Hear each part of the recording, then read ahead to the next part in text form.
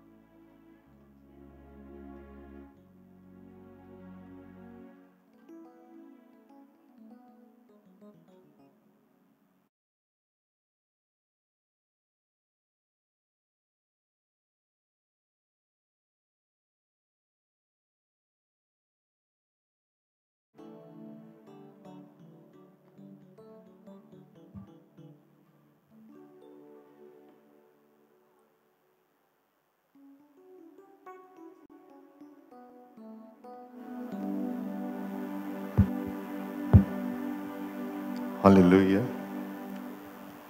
ఈ ప్రశస్తమైన శుక్రవారం ప్రార్థన ఆరాధనకు వచ్చిన మీరెంతో ధన్యులు. పెందరికడికి వచ్చి మన యవ్వన బిడ్డలందరూ పాటలు ప్రాక్టీస్ చేస్తుంటుండగా ఇవాళ ఒక అర్ధగంట ముందు వచ్చాను. వాళ్ళు పాడుతున్న పాట నన్ను పరలోకాన్ని తీసుకెళ్ళింది. అంత చక్కగా పాడుతున్నారు. మీ అందరికీ హృదయపూర్వక అభినందనలమ్మా. చాలా చక్కగా పాడి వినిపించారు. పాటలు నేర్చుకుంటున్నారు.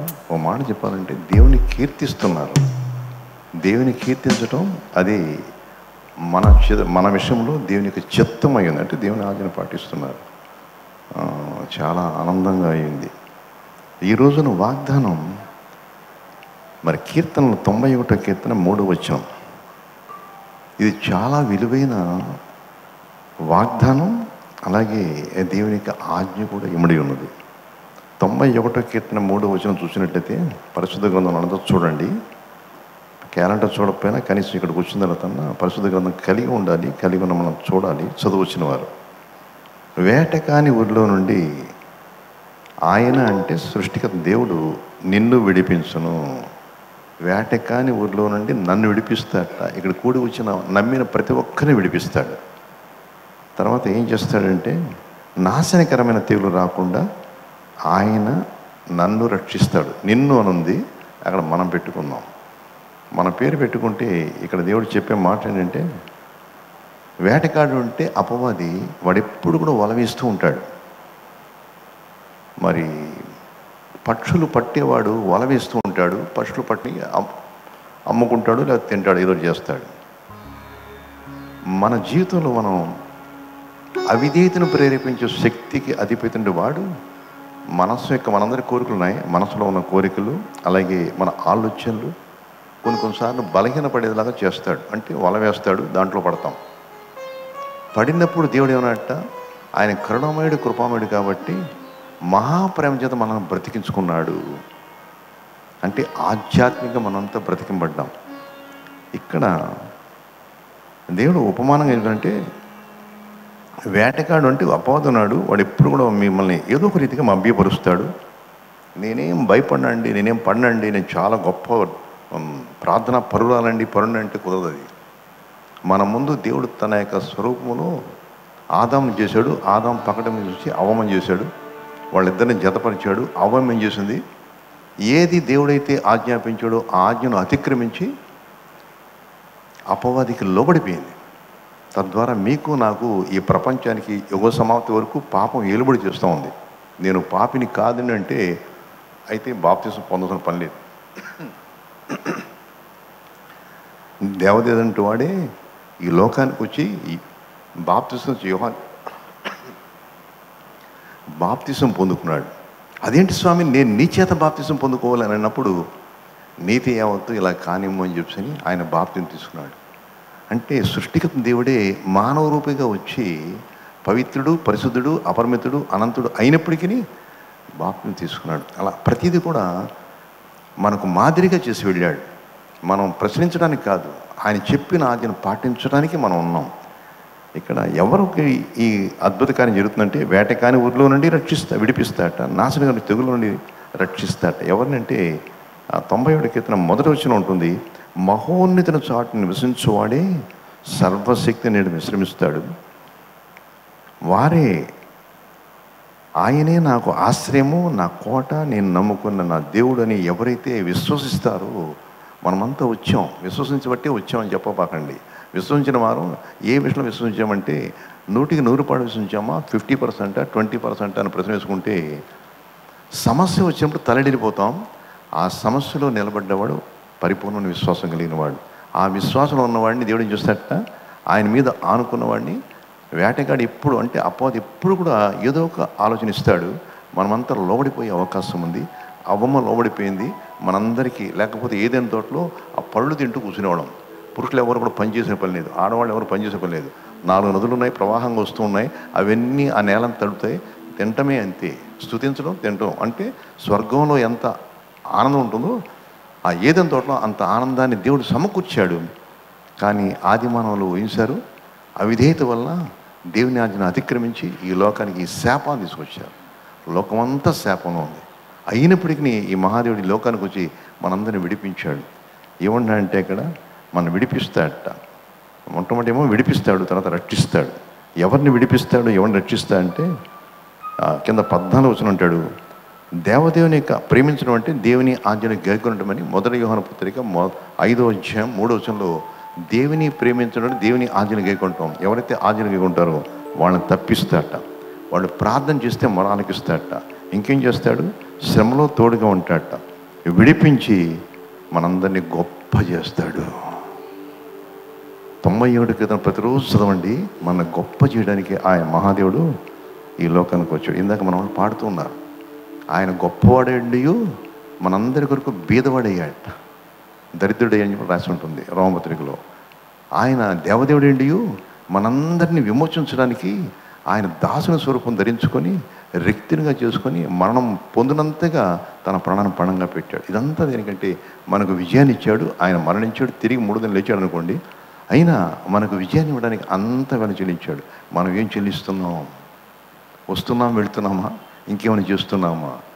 మన మందిరంలో ప్రతి ఒక్కరు కూడా మన పక్క వాళ్ళని తీసుకొస్తున్నారు. అందరిని బట్టి దేవునికే మహిమ కలుగును గాక. మరొక ఆత్మ నడిపించడంలోనే మన రుణస్థులం, ఆ రుణాన్ని తీర్చుకుంటున్నాం. ఈ పరిచర్య ఎంత గొప్పది. ఆ పరిచర్యలో మీరంతా పాలుపోసుకున్నందుకు దేవునికి మహిమ కలుగును గాక. మరి మనందరిని విడిపిస్తాడు, రక్షిస్తాడు. ఎవరిని రక్షిస్తాడు, ఎవరిని విడిపిస్తాడు అంటే ఆయనే మహాదేవుడు మనకు ఆశ్రయంగా, దుర్గంగా, కోటగా అని ఎవరైతే ఎంచుకుంటారో వాళ్ళకి మాత్రమే ఈ గొప్ప భాగ్యం. ప్రార్థన చేసుకుందాం.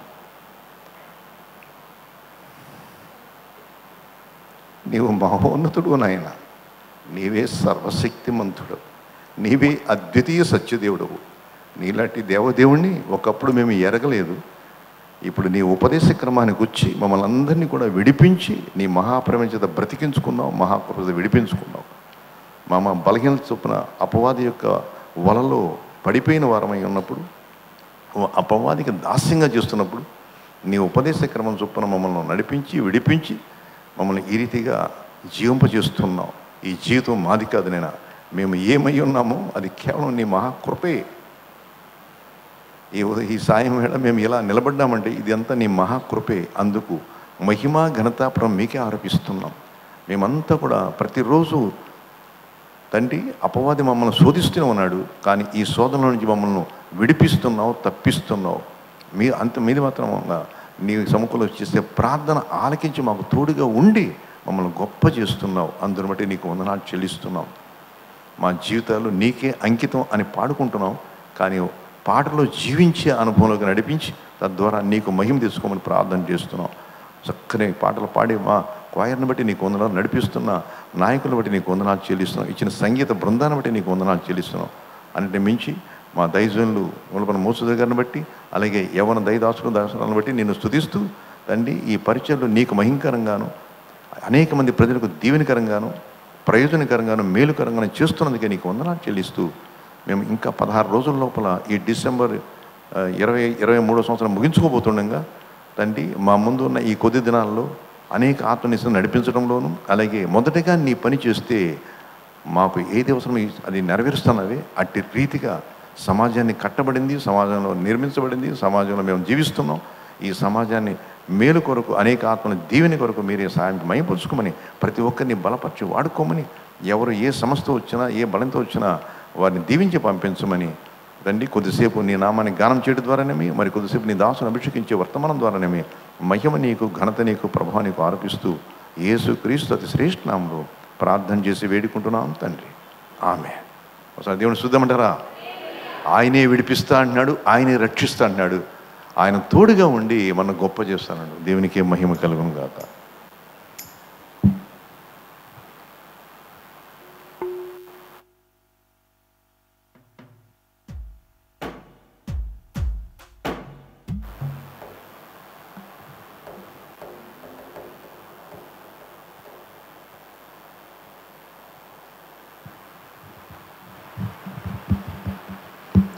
కూడి వచ్చిన మీ అందరికీ ప్రభువైన యేసుక్రీస్తు నామములో వందనాలండి. నీ కృప మాకు చాలయ్యా నా యేసయ్య, నీ కృపలను తలపోయొచ్చు జీవించదునయ్యా. మన దగ్గర ఉన్న పెద్ద పాటల పుస్తకంలో నుంచి 367 నెంబర్ పాట అందరం కలిసి పాడుకుందాం. నీ కృప నాకు చాలయ్యా నా యేసయ్య, నీ కృపలను తలపోయొచ్చు జీవించెదనయ్యా.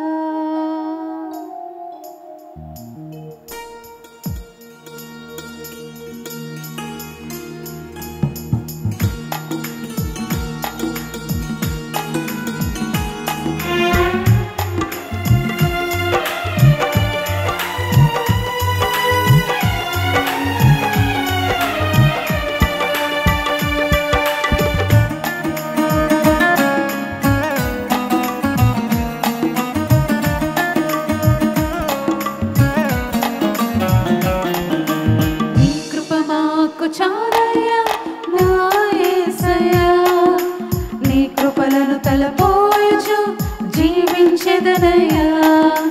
నీ కృప నాకు చాలయ్యా నా యేసయ్యా, నీ కృపలను తలపోయుచు జీవించెదనయ్యా.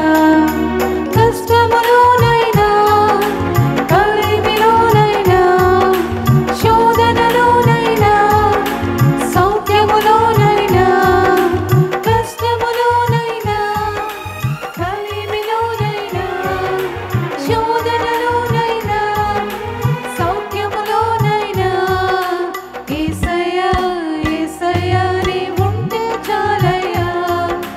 యేసయ్యా యేసయ్యా నీ వెంట నేనయ్యా. యేసయ్యా యేసయ్యా నీ ఉంటే చాలయ్యా. యేసయ్యా యేసయ్యా నీ వెంట నేనయ్యా.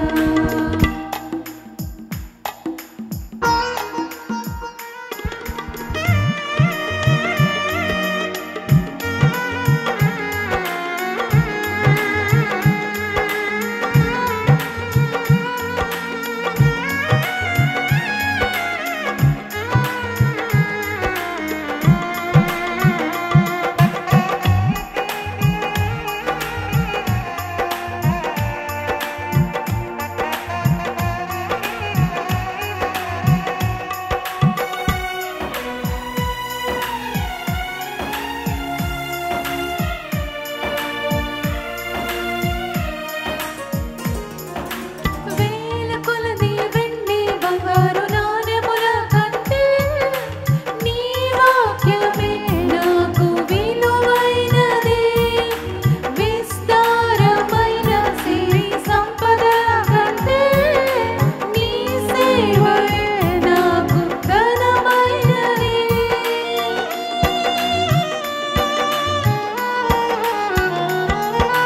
వేల కొలది వెండి బంగారు నాణెముల కంటే నీ వాక్యమే నాకు విలువైనది. విస్తారమైన సిరి సంపద కంటే నీ సేవయే నాకు ఘనమైనది. ఆత్మల భారముతో ఆత్మాభిషేకముతో ఆత్మల భారముతో ఆత్మాభిషేకముతో అంతము వరకు నీ సేవలో సాగెదన్. అంతము వరకు నీ సేవలో సాగెదన్. యేసయ్యా యేసయ్యా నీ ఉంటే చాలయ్యా. యేసయ్యా యేసయ్యా నీ వెంట నేనయ్యా. యేసయ్యా యేసయ్యా నీ ఉంటే చాలయ్యా. యేసయ్యా యేసయ్యా నీ వెంట నేనయ్యా.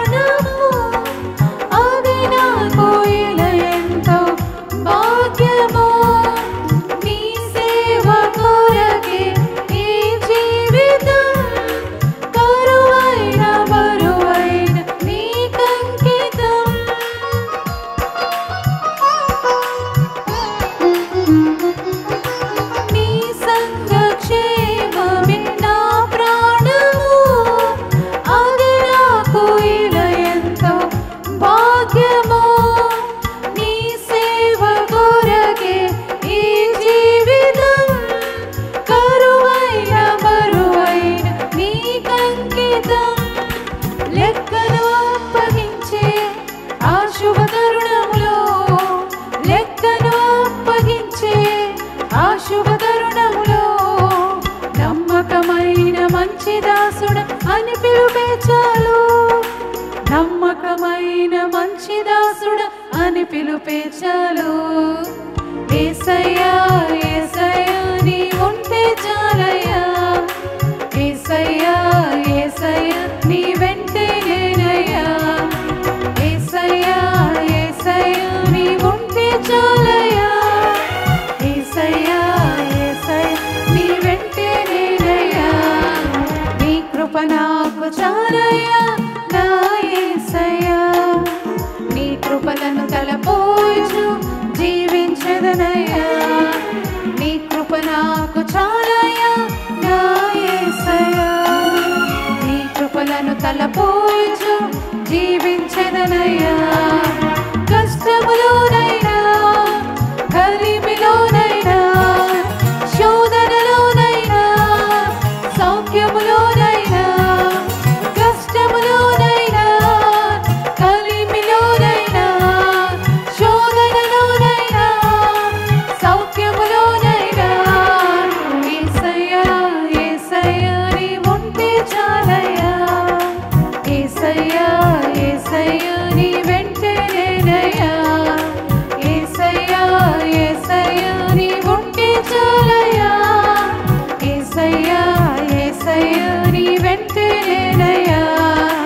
యేసయ్యా యేసయ్యా నీ ఉంటే చాలయ్యా. యేసయ్యా యేసయ్యా నీ వెంటే నేనయ్యా. యేసయ్యా యేసయ్యా నీ ఉంటే చాలయ్యా. యేసయ్యా యేసయ్యా నీ వెంటే నేనయ్యా. నీ ఉంటే చాలయ్యా. ఆమేన్.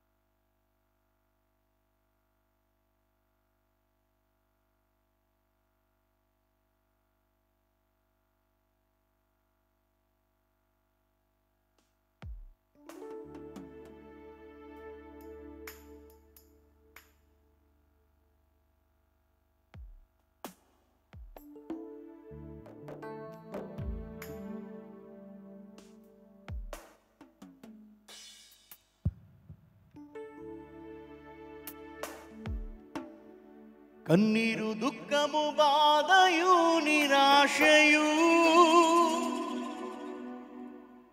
పూర్ణముగా రోపోవు రోజులొచ్చెను. కన్నీరు దుఃఖము బాధయు నిరాశయు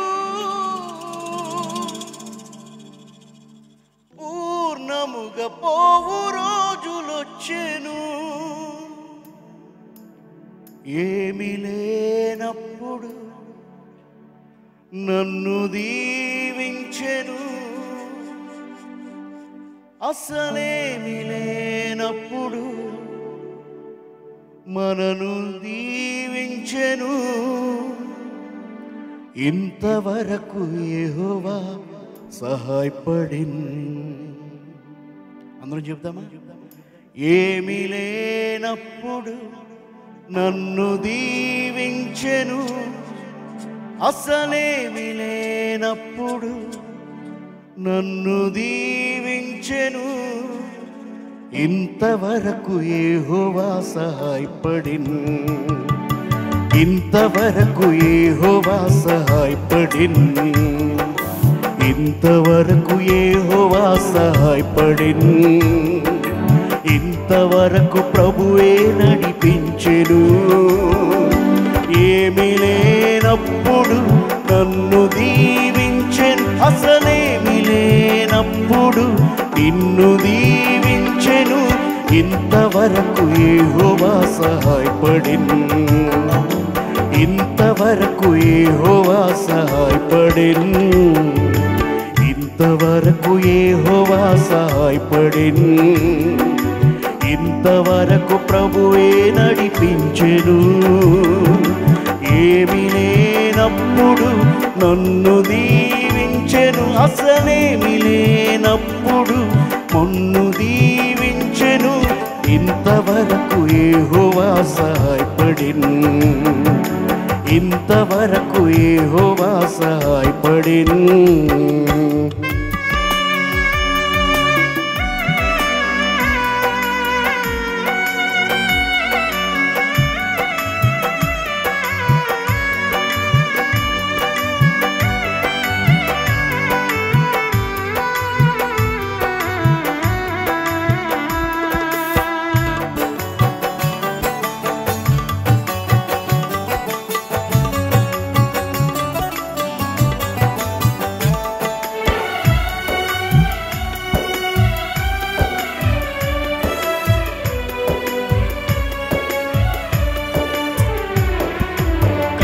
దుఃఖము బాధయు నిరాశయు పూర్ణముగా పోవు రోజులొచ్చెను.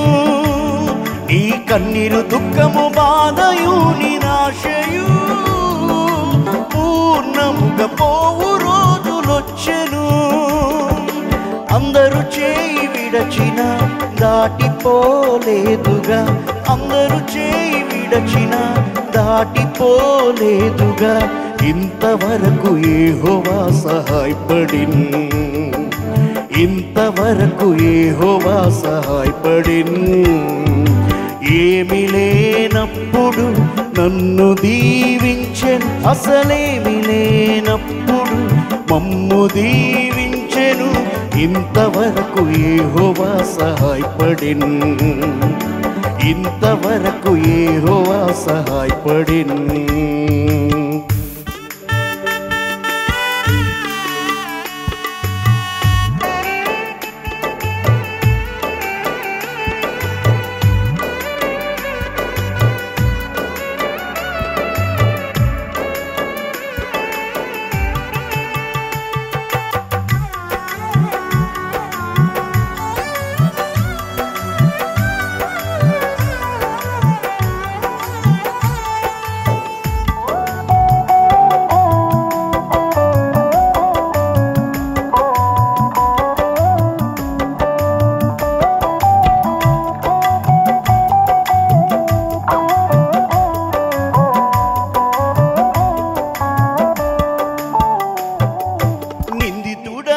ఒంటరి పరదేశినై ఊరు ఇల్లు విడచి తిరిగినప్పుడు,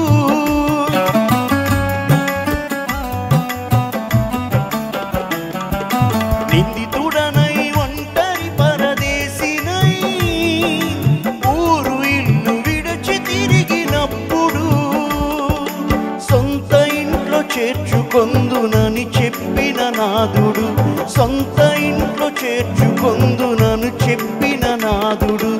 ఇంతవరకు యెహోవా సహాయపడిన్, ఇంతవరకు యెహోవా సహాయపడిన్, ఇంతవరకు యెహోవా సహాయపడిన్.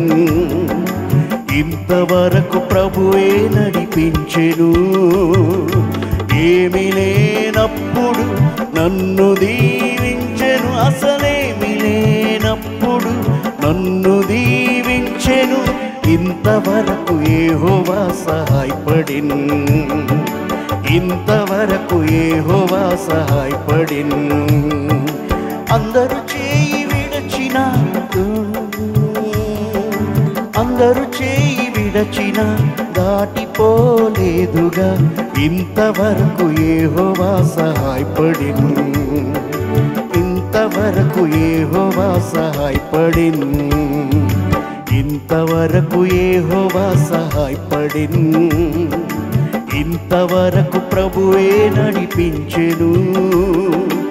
ఏమి లేనప్పుడు నన్ను దీవించెను, అసలేమి లేనప్పుడు మమ్ము దీవించెను. ఇంతవరకు యెహోవా సహాయపడిన్, ఇంతవరకు యెహోవా సహాయపడిన్. హల్లెలూయా. అందరం చెప్దాం ఒకసారి. ఇంతవరకు యెహోవా సహాయపడిన్, ఇంతవరకు ప్రభువే నడిపించెను. ఏమీ లేనప్పుడు నన్ను దీవించెను, అసలేమీ లేనప్పుడు నన్ను దీవించెను, ఇంతవరకు యెహోవా సహాయపడెను. కొంతమందిని అడిగితే ఎలా చేశారండి ఇదంటే, ఎంత కష్టపడ్డానో మీకు తెలియదండి, ఎన్ని నిద్రలేని రాత్రులు గడిపానో నేను తెలియదని చెప్తారు కొంతమంది. కొంతమందిని అడిగితే ఎంత సాధన చేశాను అనుకున్నారు, మామూలు సాధన కాదు. ఒక ఆయన అన్నాడు రాక్షస సాధన అంట. ఏంటి, పాటల్లో కూడా రాక్షస సాధన చేసి సాధించారంట. మనకి ఏది ఉన్నా దేవుని కృప, మనం ఏమి కలిగి ఉన్నా, ఏది మన ఈ 4,000 నోట్లోకి వెళ్తున్నాయంటే, 5,000 నోట్లోకి వెళ్తున్నాయంటే కేవలం దేవుని యొక్క కృప. అందుకే ఆ దేవుడే మనకు సహాయపడతాడు, ఆ దేవుడే మనల్ని నడిపిస్తాడు, ఆ దేవుడే మనల్ని నడిపించాడు ఇంతకుముందు, ఇక రాబోయే దినాల్లో కూడా మనల్ని నడిపించబోతున్నాడు. హల్లెలూయా. అటువంటి గొప్ప దేవుడిని మనం కలిగి ఉన్నందుకు ఆయన నామాన్ని ఎంతైనా మహింపరచవలసిందే. సోదరులు వచ్చినట్లయితే ఇంకో పాట ద్వారా దేవుని నామాన్ని మహింపరుస్తారు.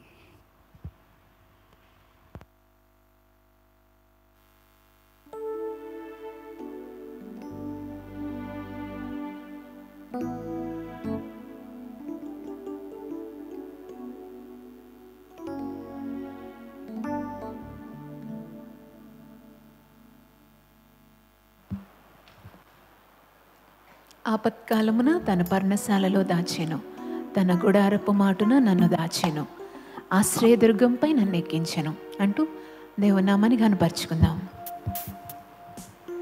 ఆపత్కాలమున తన పర్ణశాలలో దాచెను, తన గుడారపు మాటున నన్ను దాచెను.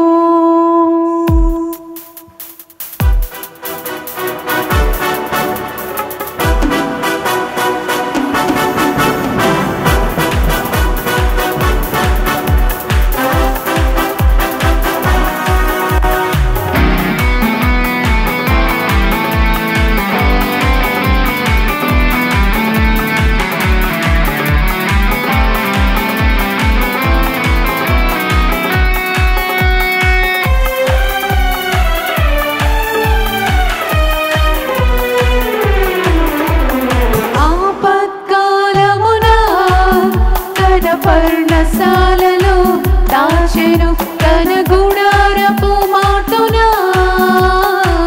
నన్ను దాచెను. ఆపత్కాలమున తన పర్ణశాలలో దాచెను, తన గుడారపు మాటున నన్ను దాచెను. ఆశ్రయదుర్గముపై నన్ను ఎక్కించెను, ఆశ్రయదుర్గముపై నన్ను ఎక్కించెను. యెహోవా ప్రాణదుర్గము, నేను ఎవరికి వెరదును, నా చెయ్యి విడువడు.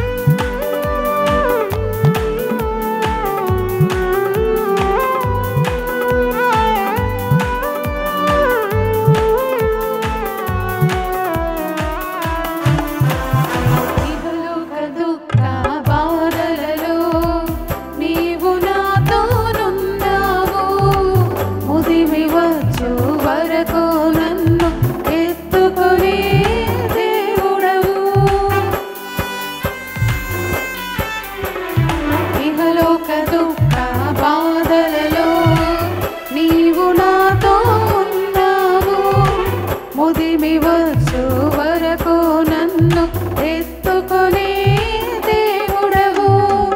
నీవు కాక వేరే ఆశ నాకు లేనే లేదు. నీవు కాక వేరే ఆశ నాకు లేనే లేదు. నిత్యము నీపై ఆనుకొని నిశ్చింతగా సాగెదన్. నిత్యము నీపై ఆనుకొని నిశ్చింతగా సాగెదన్. హల్లెలూయా. అందరం చేతులు ఎత్తి చెప్తామని. హల్లెలూయా.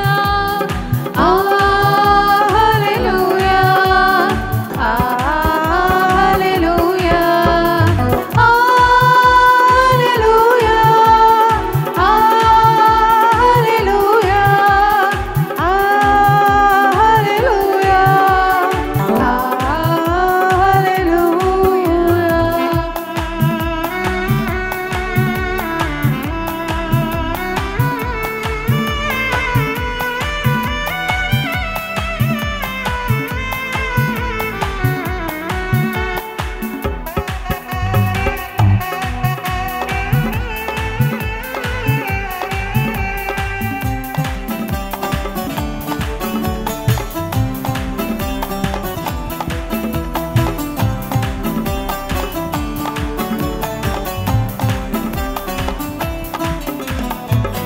లెక్కింపలేని అద్భుతములు మక్కువతో చేసిన దేవా, నీవు చేసిన కార్యములకై నేను ఏమి అర్పింతును.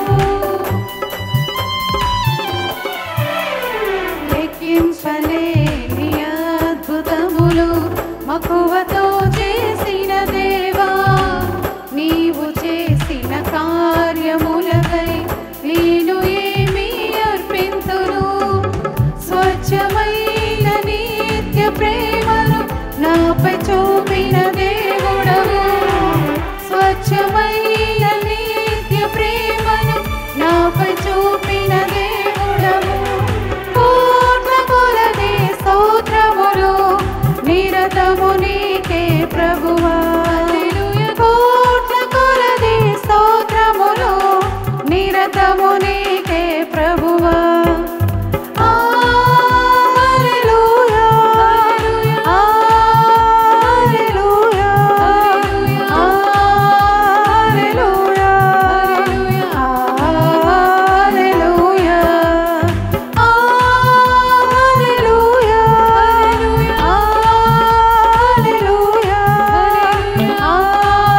హల్లెలూయా. హల్లెలూయా.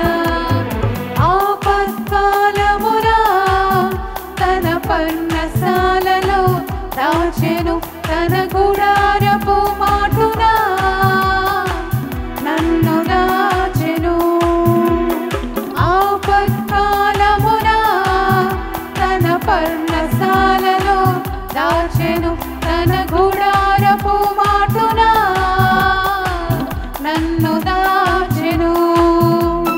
ఆశ్రయ దుర్గముపై నన్ను ఎక్కించెను. ఆశ్రయ దుర్గముపై నన్ను ఎక్కించెను. యెహోవా నా ప్రాణదుర్గము, నేను ఎవరికి వెరుతును. నా చేయి విడువని దేవుడుండగా నేను భయపడను. యెహోవా నా ప్రాణదుర్గము, నేను ఎవరికి వెరుతును. నా చేయి విడువని దేవుడుండగా నేను భయపడను.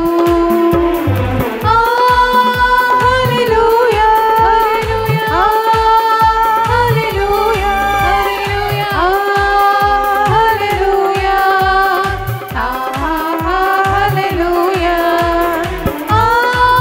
హల్లెలూయా. హల్లెలూయా.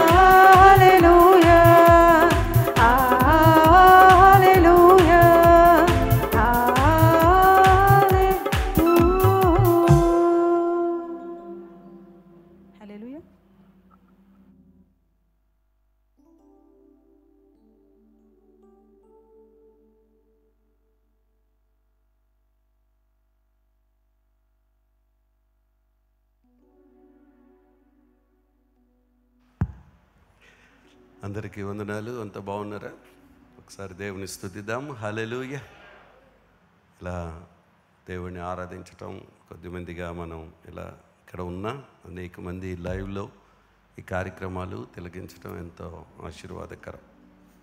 ఓ పక్కన క్రిస్మస్, మరో పక్కన పెళ్లి పనులు, మరో పక్కన మనవడు మనవరాలు ఇప్పుడే 6:30కి వస్తున్నారని వెయిటింగ్లో ఉండిపోయాను. వాళ్ళు రాగానే వాళ్ళని చూసి పరిగెట్టుకుంటూ ఇటు వచ్చాను. మళ్ళీ అసలు విచిత్రం అండి. జీవితం అంటే ఎంతో చాలా చాలా ఎంతో సంతోషంతోనూ సాగుతుంది జీవితం. హ్యాపీ క్రిస్మస్ లాగా. అదే సందర్భంలో జీవితం ఒక్కోసారి సమస్యలు, సుడిగుండాలు, దుఃఖాలు, మరణాలతోనూ నడుస్తుంది. ఎప్పుడు ఏది వచ్చినా మన జీవితంలో దాన్ని మనం ఫేస్ చేస్తూ ముందుకు వెళ్ళవలసిందే. కానీ ఒకటి మాత్రం ఖాయం, ఈ లోకంలో మనం ఉన్నంతకాలం మనం ఉండేది కొంతకాలమేనని ఇందాక ఒక వాక్యాన్ని నేను చదువుతుంటే, సహజంగా జీవితం మనం ఇంకా దాని గురించి స్టడీ చేయలేదు, నేను చదువుతూ ఉన్నాను. ఈలోపు మధ్యలో పనులు రావటం వల్ల అదేంటంటే, మనం క్రిస్మస్లో ఉన్న సంతోషం కంటే, లేదా మన జీవితంలో మన కుటుంబంలో వచ్చినటువంటి పరిస్థితులు, ఎటువంటి పరిస్థితులు ఉన్నా అటువంటి సంతోషం కంటే, మనం మరణించిన తర్వాత దేవుని దగ్గర నిత్యరాజ్యంలో ఉండటమే అసలైన సంతోషం. అంతకంటే మించింది మరొకటి లేదు. ఇవన్నీ తాత్కాలికమే, ఇవన్నీ కొంతకాలమే. కానీ నిత్యత్వంలో దేవుని సన్నిధికి మనం చేరినప్పుడు అక్కడ ఉన్న సంతోషం ఇంత అంత కాదని చెప్పి నేను చదువుతూ ఉంటే మళ్ళీ చాలా బలం దొరికింది నాకు. అంటే మన జీవితంలో దేవుడు అటువంటి బికాస్ ఆఫ్ క్రిస్మస్ను బట్టే కాకుండా, లేకపోతే మన జీవితం ఈ లోకంలో ఉన్నంత కాలం మాత్రమే కాకుండా ఆ పరలోకంలోనూ మనం ఇక్కడ ఉన్న సంతోషం కంటే అక్కడ మరింత సంతోషాన్ని మనం పొందుకుంటాం అనే ఆ నిరీక్షణతోనే సాగిపోవాలి. అందుకే అంటాడు ఒక మాట మనం చూస్తే, కీర్తనలు 16వ కీర్తన 11వ వచనంలో, జీవ మార్గమును నీవు నాకు తెలియచేసేదవు, నీ సన్నిధిని సంపూర్ణ సంతోషము కలదు, నీ కుడి చేతిలో నిత్యము సుఖములు కలవు అంటాడు. నేను ఆ వాక్యం చదువుతూ మళ్ళీ ఈ వాక్యంలోకి వచ్చాను. ఈరోజు మీకు ఫ్రైడే చెప్పాలనుకున్న వాక్యంలోకి వస్తే, ఆ మాట జీవ మార్గమును నీవు నాకు తెలియచేసేదవు అంటాడు. అంటే ద జాయ్ ఆఫ్ ఎటర్నిటీ అంటాడు. ఇదే వాక్యం, అసలు మర్చిపోయాను. ఈ వాక్యమే ఇక్కడ, ద జాయ్ ఆఫ్ ఎటర్నిటీ. మనకు వచ్చిన సంతోషం భూలోకంలో ఉన్న సంతోషాల కంటే ఎటర్నిటీలో ఉండే సంతోషం ఇంత అంత కాదు. మరి దానికి మనం సిద్ధపడతా ఉన్నాం. I'm ready to go. ఎప్పుడు వచ్చినా, ఎలా వచ్చినా, ఎక్కడొచ్చినా వెళ్ళిపోవడానికి సిద్ధమే. కానీ అది మన చేతిలో లేదు. ఏ రూపంలో వస్తుందో మనకు తెలియదు. ప్రమాదం రూపంలో వస్తుందా, అనారోగ్యాల రూపంలో వస్తుందా, లేకపోతే దేవుని రాకడ రూపంలో వస్తుందా, లేకపోతే హఠాన్ పరిస్థితులు, ప్రకృతి వైపరీత్యాల వల్ల వస్తుందా, లేకపోతే మరొక విధంగా వస్తుందో మనకు తెలియదు. ఇక్కడ ఒక ప్రముఖ తత్వవేత్త మరియు Harvard university professor Alfred north white head అని ఆయన ఒక మాట చెప్పుకొచ్చాడు. ఏమనంటే, as for Christian theology can you imagine anything more appealing, idiotic than the Christian idea of heaven అంటాడు. అంటే మనము వేదాంత శాస్త్రములో లేకపోతే మన ఆలోచనలు దేని బట్టి మనం చూసినప్పటికీ కూడా పరలోకం ఎలా ఉంటుంది, పరలోకంలో మనం ఎలా ఉంటామో, ఇక్కడ ఉన్నదానికంటే, ఇక్కడున్న సంతోషం కంటే, ఇక్కడున్న బాధల కంటే, ఇక్కడున్న కష్టాల కంటే ఒక అతీతంగా, ఒక ప్రత్యేకంగానే ఉంటుంది. హల్లెలూయా. అది మాత్రం ఖాయం. అది కేవలం ఇంకొక ఆయన చెప్పుకొచ్చాడు. అది పరలోకం అనగానే అక్కడ నేను చదివిన వాక్యంలోనే ఒక థాట్ వచ్చిందన్నమాట ఈరోజు. అది ఎలా ఉంటుందంటే, ఏదో బంగారపు వీధులు, అక్కడ దేవునిలో మనం ఉంటాం, హ్యాపీగా అక్కడ గడుపుతాం పరలోకంలో. ఆ బంగారపు వీధులు తిరగడం కంటే అక్కడ ఉన్నటువంటి ఆకలి లేదు, దప్పిక లేదు, బాధలు లేవు, మరణం లేదు, దుఃఖం లేనటువంటి ఆ ప్రదేశంలో ఉండటం దానికంటే ముఖ్యమైనది ఏంటి చెప్పుకొచ్చాడంటే ఒక ఆయన, ప్రభుతో, దేవునితో, పరిశుద్ధాత్మతో మనం అక్కడ ఉండటం, అది మనకి ఆశీర్వాదకరం అంటాడు. హల్లెలూయా. అక్కడైనా అదే, ఇక్కడైనా అదే. ఇక్కడ కూడా మనకి లేమి ఉన్నా, దుఃఖం ఉన్నా, బాధలు ఉన్నా, లేకపోతే ఆశీర్వాదం ఉన్నా, సుఖ సౌఖ్యాలు ఉన్నా, లగ్జరీ లైఫ్ ఉన్నా, ఎంత ఉన్నా సరే దానికంటే మించినటువంటిది దేవుని దగ్గర మనకు ఉంది. నేను కొన్నిసార్లు ఈ దేశాల్లో ఆస్ట్రేలియా, అమెరికా, నార్వే, తర్వాత కెనడా, తర్వాత యూరోప్, యూకే, డెన్మార్కు, తర్వాత ఇజ్రాయెల్ దేశం, కొన్ని ఈ దేశాలకి వెళ్ళినప్పుడు చూస్తున్నప్పుడు ఉన్నతమైనటువంటి గొప్ప గొప్ప ధనవంతుల ఇళ్లలో, లేకపోతే పెద్ద పెద్ద హోటల్స్లో అక్కడ మాకు బస్సు ఏర్పాటు చేసినప్పుడు నాకెప్పుడు, లేకపోతే మంచి కారులో వెళుతున్నప్పుడు కానీ, ఒక గొప్ప విమానంలో ప్రయాణం చేస్తున్నప్పుడు, బిజినెస్ క్లాస్లో కూడా 1-2 సార్లు చేశాను, ఎక్కువ నేను చేయలేదు. కానీ ఎందుకంటే ఎకానమీ, డబ్బులు సేవ్ చేయడం కోసం ఎకానమీలోనే ప్రయాణం చేసేవాళ్ళం. ఇక మరి ఒకవేళ తర్వాత కాలంలో బిజినెస్లో చేసే ఒకవేళ పరిస్థితి వచ్చినా, లేదు ఇంకా సౌఖ్యమైనటువంటి సదుపాయాలతో ఉన్నటువంటి జీవితం వచ్చినా, ఇవేమీ నా విశ్వాసాన్ని కానీ, నా భక్తిని కానీ, నాకున్నటువంటి సమర్పణ కానీ ఏమీ తగ్గించలేవు, తగ్గించకూడదు. అందుకని మనం ఏ స్థితిలో ఉన్నప్పటికీ ఆ స్థితిలో దేవుని వైపు చూస్తే, ఇంకో మాట అంటాడు ఇక్కడ, the central glory and Joy of heaven is Jesus Christ అంటాడు. భలే మాట అసలు అది. ఇక్కడ చూడండి, the central glory and Joy of heaven is Jesus Christ. అది మనకు ప్రకటన గ్రంథం 4వ అధ్యాయం 5వ అధ్యాయంలో మనకు కనబడుతుంది అక్కడ. అందుకని మన సంతోషం, నేను ఏదైతే వాక్యాన్ని మీకు ముందుకు వచ్చేటప్పుడు నేను సిద్ధపడ్డానో అది మైండ్లో తిరుగుతూ ఇక్కడ రాగానే వేరే వాక్యం అనుకున్న దీనిలోకి దేవుడు తీసుకొచ్చేసాడు. ఎందుకంటే మనకి నిజంగా దేవుడు మనతో మాట్లాడుతున్న the path of life that he shows us on earth today will end even greater life when you enter heaven. అదిగో కరెక్ట్గా అదే మాట. మనకి ప్రభువు చూపిన మార్గం, ప్రభువు మనకు వేసిన మార్గం ఈ రోజుల్లో ఇది కేవలం ఈ లోకంలో వరకే కాదు, లేదు పరలోకంలో బంగారపు వీధులు తిరగటం వరకే కాదు.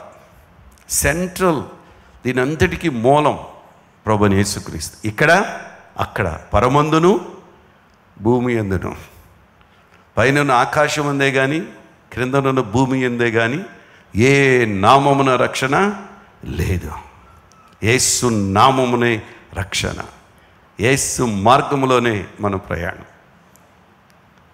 మొన్న క్విక్గా కొంచెం టైం దొరికితే సతీష్ కుమార్ గారితో ఒక అరగంట గుడివాడ మీటింగ్లు వెళుతూ రమ్మన్నారు, కానీ కుదరలే నాకు. నంబూరు, ఒంగోలు, గుడివాడ ఎక్కడికి వెళ్ళినా రమ్మంటారు. నాకెక్కడ కుదురుతుంది వెనకాల తిరగడం, నా బిజీ నాకు ఉండదు. కొంచెం టైం గడుపుతుంటే ఆయన ఒక వీడియో, ఆయన దాదాపుగా 3 లక్షలు 300,000 అన్నమాట. అంటే ఆయనకు ఉన్నటువంటి బ్రాంచెస్ కానీ, కలోరీ టెంపుల్ని దేవుడు దీవిస్తున్న విధం అసలు ఆశ్చర్యం అన్నమాట. అంటే దేవుడు మూమెంట్, గాడ్స్ మూమెంట్ ఈ భూలోకంలో. యేసు మీ ఇద్దరు మాట్లాడుకుంటే అదే అనుకున్నాం, ఆయన మార్గం వేశాడు, మనం దానిలో నడుస్తున్నాం. మన ముందు గొప్ప గొప్ప దైవజనులు పెద్ద చెట్లను కొట్టి కొట్టి కొట్టి కొట్టి ఆ చెట్టుని చివరిలో మనకు వదిలేశారు. మూల చివర ఆ చెట్టును నరకటానికి కావలసిన గొడ్డల్ని చివరిలో విడిచిపెట్టి వెళ్ళిపోయారు మనకి. ఇప్పుడు ఆ చివరి నరుగుతున్నాం బ్రదర్ మనం అన్నారు. చాలా ఇది అనిపించింది నాకు. నిజమే. ఆ మధ్యన శ్యామ్ కిషోర్ గారితో కలుస్తుంది, అనిల్ కుమార్ గారితో కలుస్తుంది, ప్రవీణ్ గారు షారోన్ గారితో కలుస్తుంది. అది ఈ పేరుతో నేను ఎక్కడికైనా వెళ్ళి పెళ్లి కార్డులు వాళ్ళకి కూడా ఇచ్చేస్తున్నాను అన్నమాట, ఎక్కడ దొరికితే అక్కడ. అలా ఎక్కడికి వెళ్ళినప్పటికీ కూడా దేవుని రాజ్యం కట్టబడాలి. అది ఎవరు కట్టినా, లక్షలు కట్టినా, వేలు కట్టినా, వందలు కట్టినా, సంఖ్యలో ఉన్న దేవుని రాజ్యపు పనిలో ఎవరైతే ఉంటారో వారిని దేవుడు దీవిస్తాడు. ఇక్కడ అంటాడు ఇంకో మాట, a foolish circulator of heaven shows with robed saints with halos and harps. అంటే ఫిలిప్పీలకు రాసిన పత్రిక 3వ అధ్యాయం 20-21 వచనాలు అంటాడు, మన పౌరస్థితి పరలోకమునందున్నది, అక్కడ నుండి ప్రభువైన యేసుక్రీస్తును రక్షకుని నిమిత్తము కనిపెట్టుకొనుచున్నాము. హల్లెలూయా. దేవుని యేసుక్రీస్తు పుట్టుక గురించి ఎంత గొప్పగా మనం చెప్పుకుంటున్నాం ఈ రోజున. ఆయన రాకడ కొరకు కూడా మనం ఎదురు చూస్తూ ఉన్నాం. ఆ రోజున వచ్చినటువంటి వాటిని మనం తలుచుకుంటున్నాం, ఆ రోజు చేసిన వాటిని మనం తలపోసుకుంటున్నాం. కానీ ఆయన రాకడ కొరకు మనం ఎదురు చూస్తూ ఉన్నాం. ఇంకో మాట అంటాడు 3:21లోనే, సమస్తమును తనకు లోబర్చుకొనజాలని శక్తిని బట్టి ఆయన మన దీన శరీరమును తన మహిమ గల శరీరమునకు సమరూపము గల దానిగా మార్చును. ఏంటంటే దీన శరీరాన్ని ఎలా మారుస్తాడంట? మహిమ గల శరీరమునకు సమరూపముగా. అదిగో అంటే ఈ దీన శరీరం, ఈ కృషించిపోయే శరీరం, మట్టిలో కలిసిపోయే ఈ శరీరం ఎలా మారుస్తాడంటే దేవుడు మహిమ గల శరీరమునకు సమరూపం. అబ్బా, ఎంత సమరూపముగా మారుస్తాడు. అలా మార్చగలిగినటువంటి దేవుడు. మనము దేవుని పిల్లలమని 1 యోహాను 3:1 చదివితే, మనం దేవుని పిల్లలను పిలువబడినట్లు తండ్రి మనకెట్టి ప్రేమను అనుగ్రహించును చూడండి, మనం దేవుని పిల్లలమై. ఈ హేతువు చేత లోకము మనలను ఎరుగదు, ఎలైనగా అది మనలను ఎరుగలేదు. ప్రియులారా, ఇప్పుడు మనం దేవుని పిల్లలమై ఉన్నాము. మనం ఇక ఏమవుదుమో అది ఇంకా ప్రత్యక్షపరచబడలేదు. కానీ ప్రత్యక్షమైనప్పుడు ఆయన ఉన్నట్లుగానే ఆయనను చూతుము గనుక ఆయనను పోలి ఉందమని ఎరుగుదము అంటాడు. అసలు ఏమి బలమండి అసలు దేవుని సన్నిధిలో.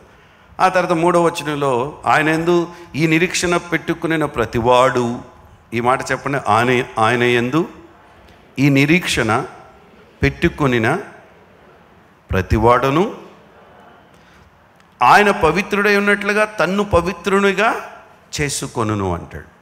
అంటే మనం ఎప్పటికీ ఆయనను ఆరాధిస్తాం. ఇక్కడ ఆరాధిస్తున్నాం, అక్కడ కూడా ఆరాధిస్తాం. ఈ భూమిపై ఉన్నటువంటి అందాలు, ఆనందాలు, ఈ భూమిపై ఉన్నటువంటి సుఖాలు, సౌఖ్యాల కంటే పరలోకములో మనం ఉండబోయే భౌతికంగా ఈ లోకంలో అనుభవించినట్లుగా అక్కడ ఉండదు. అక్కడ ఆకలి లేకపోయినా, దప్పిక లేకపోయినా, బంగారపు వీధుల్లో ఉన్న ఎటువంటి కష్టాలు, బాధలు, ఇరుకులు, ఇబ్బందులు లేకపోయినా, కానీ ఇక్కడ యోహాను భక్తుడు వర్ణించినట్లుగా ప్రకటన గ్రంథం 21-22 వచనాల్లో తను వర్ణించాడు దాన్ని. యేసుక్రీస్తు మన జీవితానికి ఆయన మనకు వారసత్వాన్ని అనుగ్రహించి ఇంత గొప్ప భాగ్యాన్ని మనకు అనుగ్రహించాడు. అంచేత ఈరోజు మనం బికాజ్ ఆఫ్ క్రిస్మస్ కారణంగా the day of matches, miracles, దేవుడు అద్భుతాలు, ఆశ్చర్యకార్యములు చేసే దేవుడే ఉన్నాడు. మన దేవుడు మనకిస్తున్నటువంటి ఈ జీవిత యాత్రలో it is Christmas, let rejoice begin అన్నమాట.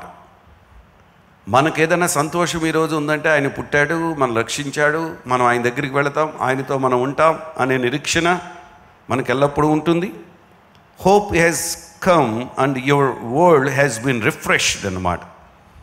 అంటే రిఫ్రెష్డ్, రెన్యూడ్ అండ్ రిస్టోర్డ్.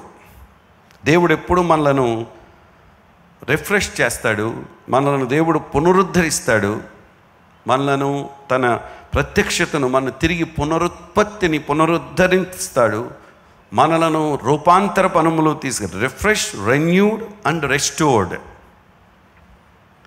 మనకు కావలసినటువంటి మానసిక, ఆధ్యాత్మిక, భౌతికమైనటువంటి ఆ ధైర్యం ఆయన ఇవ్వాలి. శరీరంలో వచ్చే మార్పులు కానీ, అనారోగ్యాలు కానీ, లేకపోతే ఆర్థిక పరిస్థితులు, ఉద్యోగ వ్యాపారాల్లో వస్తున్న పరిస్థితులు కానీ, వీటన్నింటిలో కూడా మనం he is simply choosing to believe with renewed favour, with joys, vigour. That's God's promise are true అన్నమాట. ఒకటేనంటే మనకి God is a good father. And you are not forgotten. మన దేవుడు లేకపోతే మన దేవుడు మంచి తండ్రి. ఆయన చేతిలో మనం ఉన్నాం అంతే, ఆయనలో మనం ఉంటూ ఉన్నాం. Your name has been written on the saviour's hand అంట. మన పేరు ఎక్కడ రాసిందంట? రక్షకుని చేతి మీద ఉంటుందంట మన పేరు. అరచేతిలో నేను చెక్కుకున్నాను అంటే దేవుడు అరచేతిలో చెక్కుకుంటే, ఆయన చెక్కుకుంటే అసలు పేరు రాసుకున్నాడు ఎవరో? ప్రభు. ఎక్కడ? తన అరచేతిలో. ఎందుకంటే ఆయన పొందినటువంటి దెబ్బల చేత, ఆయన కార్చిన రక్తము చేత మనకు రక్షణ అనుగ్రహించాడు. అందుకని మన సొత్తు కాదు, మనం విలువ పెట్టి కొనబడినటువంటి వారు. అంచేత he's the name of saviour. ఈ రక్షకుని పేరేంటి? ఇమ్మానుయేలు. ఇమ్మానుయేలు అంటే దానికి అర్థం he's God, he's with us. ఆయన మనకు తోడని అర్థం అంటాడు.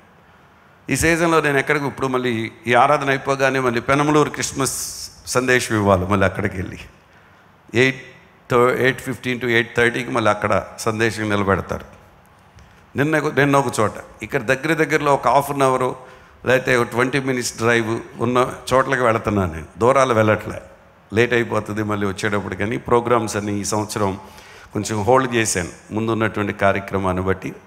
అయితే ఇక్కడ బికాజ్ ఆఫ్ ఎక్కడికి వెళ్ళినా నేను ఇదే చెప్తూ ఉన్నాను, Jesus never leaves home without Joy. దేవుడు మనకు సంతోషంగా ఉండొద్దని చెప్పట్లేదు, ఆయన సంతోషం లేకుండా చేసే దేవుడు కాదు. ఆనందించండి, మరలా చెప్పుచున్నాను, ఆనందించండి, మీ సహనమును సకల జనులకు తెలియచేయండి అన్నాడు. ఆనందించేటప్పుడు ఆనందిస్తాం, దుఃఖం పడినప్పుడు దుఃఖపడతాం, బాధలు పడినప్పుడు బాధలు పడతాం. ఇవన్నీ జీవితంలో వాటిని మనం చాలా జాగ్రత్తగా హ్యాండిల్ చేసుకుంటూ వెళ్ళాలి. He brought Joy, not keep selfishly to himself but generously give it away. దేవునిలో ఉన్నటువంటి సంతోషాన్ని, ఆయనలో ఉన్న సంతోషాన్ని దాచుకునే దేవుడు కాదు. ఆ సంతోషాన్ని ఎవరికి ఇచ్చాడు? మనకిచ్చాడు. అలాగే ఆయన బాధలు కూడా మనకిచ్చాడు. ఆయన ఈ రోజున మనం ఏదైనా బాధపడుతున్నామంటే, ఏదైనా దుఃఖపడుతున్నామంటే, మన జీవితంలో ఏదైనా వస్తుందంటే దాని అర్థం ఏంటంటే ఆయన పడినటువంటి బాధల్లో మనం కూడా పాలిభాగస్తులం అంతే. అందుకే పౌలు అంటాడు, శ్రమానుభవంలో కూడా నేను ఉన్నాను. ఎవరు శ్రమానుభవంలో? క్రీస్తు శ్రమానుభవంలో. ఆ సఫరింగ్ ఎక్స్పీరియన్స్ అండి అన్నిటికంటే చాలా చాలా సఫరింగ్. శ్రమ పడేవాళ్ళు, శోధింపబడేవాళ్ళు, దుఃఖపడేవారు, నిరీక్షణతో దేవుని విశ్వాసం ఉంచినటువంటి వారికి వచ్చే పరీక్షలు, మరణాలు, బాధలు, ఇవన్నీ నేను చూస్తున్నప్పుడు వాళ్ళు అందరికంటే చాలా ఉన్నతమైనటువంటి హై లెవెల్లో వాళ్ళు ఉంటారు దేవుని దృష్టిలో. హల్లెలూయా. ఎందుకంటే ఆయన మరణంలో, ఆయన శ్రమలో పాలుభాగస్తులు వాడు. రైట్, అందరు ఇక్కడే ఉన్నారా? పాస్టర్ గారు చెప్పింది అర్థమవుతుందని అడగండి పక్కవాడిని. పరలోకం వెళ్ళి వచ్చేసారా? వెళ్ళిపోవాలనిపిస్తుంది అప్పుడే. వెళదాం, తప్పనిసరిగా వెళ్ళవలసింది ఏదో ఒక రోజున అందరూ. నేను ఇక్కడ ఎంత ఆనందాన్ని మనం పొందుకుంటున్నామో అక్కడ కూడా మనకు వస్తుంది అది. కాబట్టి వీటన్నిటిని ఫేస్ చేయాలి. ఆ తర్వాత అంటాడు, Jesus lavishly and liberally shares the atmosphere of his presence, which is described with one word, and that word is joy. నేను మరణాల గురించి, పరలోకం గురించి, దుఃఖాలు, బాధల గురించి చెప్తూ మిమ్మల్ని దేంట్లో తీసుకెళ్తున్నానంటే సంతోషంలో కూడా తీసుకెళ్తున్నాను. ఓ పక్కన సంతోషం, ఓ పక్కన బాధ. ఓ పక్కన సంతోషం, ఓ పక్కన వేదన. ఓ పక్కన సంతోషం, మరో పక్కన కలవరం. ఓ పక్కన సంతోషం, మరో పక్కన భయం. ఓ పక్కన సంతోషం, మరో పక్కన అధైర్యం. ఒకటి కాదు, సేమ్. ఇప్పుడు మనం ఏదైతే ఫేస్ చేస్తున్నామో, ఎలా ఉంటున్నామో, యేసుక్రీస్తు ఈ లోకానికి వచ్చినప్పుడు అదే పరిస్థితి. అంధకారం, చీకటిమయం, గాఢాంధకారం, మరణాంధకారం. వాళ్ళ పరిస్థితి చాలా దయనీయమైన పరిస్థితిలో ఆయన ఈ లోకానికి వచ్చాడు. అందుకే ఆయన చెప్పినట్టు, and behold I bring you good news of great Joy. దేవుడు దూతల్ని చాలా గొప్పగా వాడుకున్నాడు ఆ దినాల్లో. వాళ్ళు ఏం తీసుకొచ్చారంటే సంతోషాన్ని తీసుకొచ్చారు భూలోకానికి. ఇదిగో అంటాడు. అయితే దూత భయపడకండి, లోకాసువార్త 2:10 ఇది ఆ దూత భయపడి ఇదిగో ప్రజలందరికీ కలగబో మహా సంతోషకరమైన సువర్తమానము నేను మీకు తెలియచేయుచున్నానంటాడు. అంటే peace, joy, peace, hope and joy, సంతోషం, నిరీక్షణ, సమాధానం, ఇవన్నీ. What marvellous gift he brings. ఎంత గొప్ప బహుమానాన్ని ఆయన మన కొరకు పంపించారు.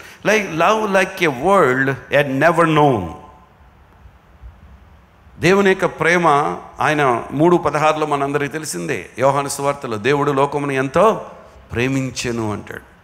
కాగా తన అద్వితీయ కుమారునిగా పుట్టినవాని యందు విశ్వాసముంచు ప్రతివాడును నశింపక నిత్య జీవము పొందునట్లు ఆయనను అనుగ్రహించెను. ఆ పైన అంటాడు, కాగా ఆయన తన అద్వితీయ కుమారునిగా.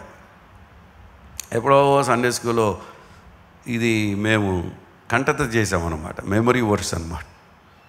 అప్పటి నుంచి మర్చిపోయాము అది. దాంట్లో ఉన్నటువంటి మాట మనం చూస్తే, the love like a world had never known.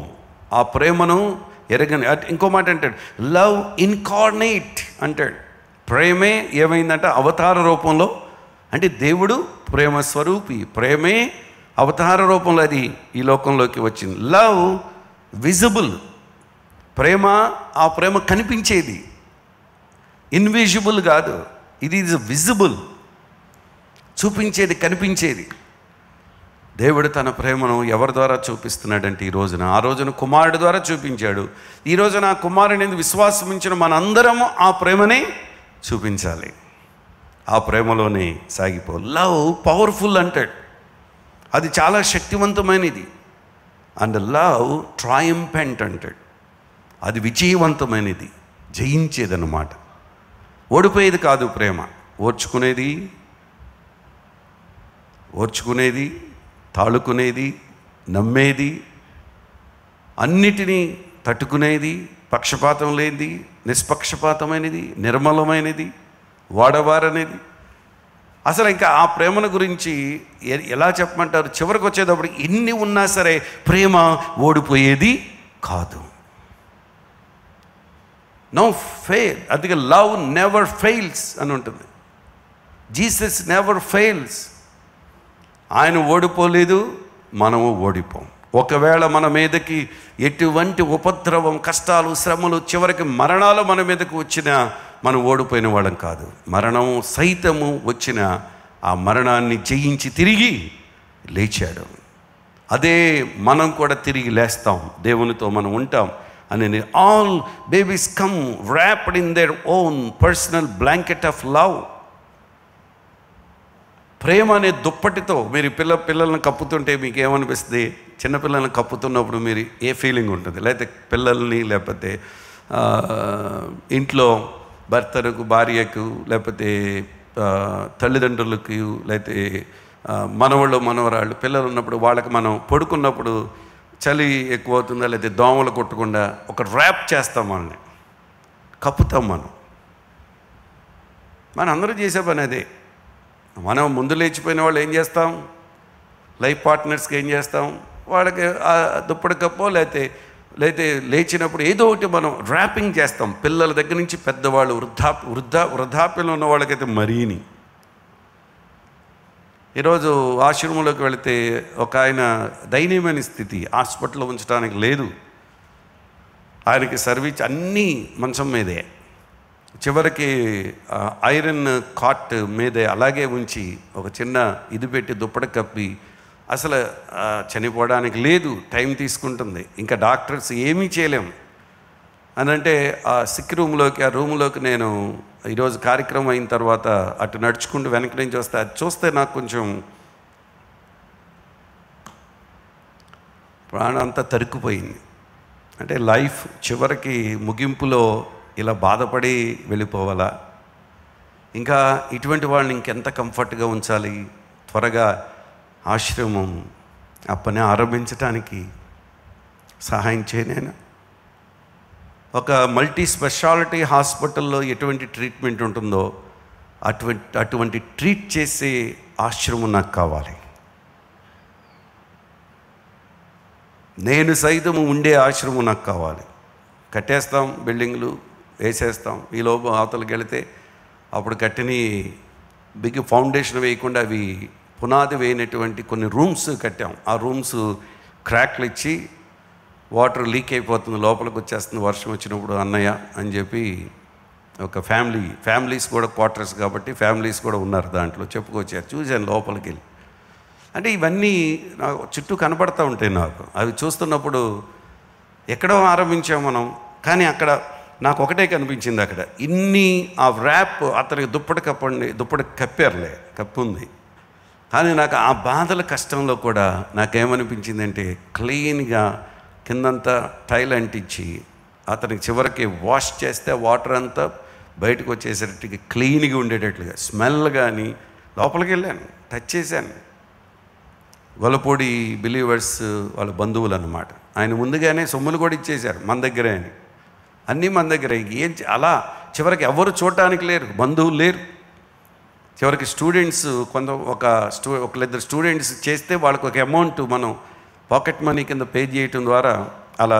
అంటే అక్కడ నాకేమనిపించిందంటే వీటన్నిటిలో ప్రేమే, అది ప్రేమతోనే మనం వాటిని చేయగలం.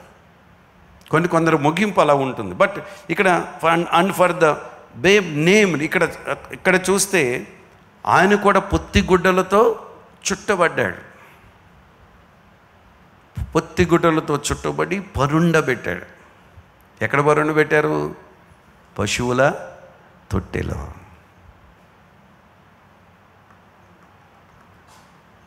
అంతే, సేమ్. ఆయన ఎక్కడ పరుండాలి? ఎక్కడి నుంచి వచ్చాడు? పరలోకం నుంచి వచ్చినటువంటి మనం ఎవరైనా ఇక్కడ మీకు ఎప్పుడైనా హిస్టరీ ఉందా? నన్ను పశువుల తొట్టులో పడుకోబెట్టింది మా అమ్మ, నేను కన్న తర్వాత అని మనకు తెలియదు, మనకు ఎవరు చెప్పలే. కానీ చాలా డిఫరెంట్.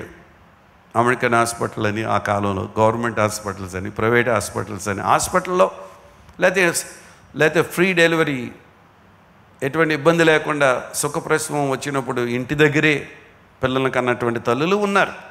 బట్ ఇక్కడ మనం చూస్తే he has come to share his blanket with you.